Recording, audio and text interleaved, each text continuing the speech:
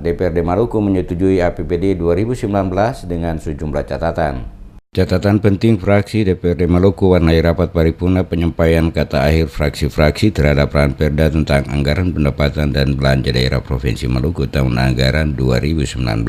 Rapat paripurna yang dipimpin oleh Ketua DPRD Maluku Edwin Adrian Huai dihadiri seluruh anggota DPRD, Gubernur Maluku, Wakil Gubernur Maluku dan sejumlah SKPD lingkup Pemprov Maluku. Sejumlah fraksi menyampaikan catatan diantaranya fraksi PD Perjuangan, fraksi Partai Golkar, fraksi Partai Gerindra, fraksi PKS dan fraksi Partai Nasdem, Demokrat dan Hanura. Ketua fraksi PKS Amir Umrah dalam penyampaian kata akhir fraksi mengharapkan anggaran belanja pemerintah Provinsi Maluku ini digunakan sebesar-besarnya untuk kepentingan publik, terutama masyarakat miskin yang ada di berbagai daerah di Maluku. Fraksi PD Perjuangan dalam penyampaian kata akhir fraksi yang dibacakan oleh Luki Watimuri berharap perencanaan pembangunan dalam bentuk rancangan APBD tahun 2019 harus didasari dan dilandasi pada prinsip-prinsip nilai-nilai Pancasila. Sementara fraksi Gerindra lewat Ketua fraksi Melkia Sardekut mengingatkan pemerintah daerah untuk pengalokasian anggaran dapat disesuaikan dengan tingkat kemiskinan di 11 kabupaten kota agar target penurunan angka kemiskinan yang ingin dicapai dapat terrealisasi. DPRD Maluku menetapkan rancangan APBD tahun anggaran 2019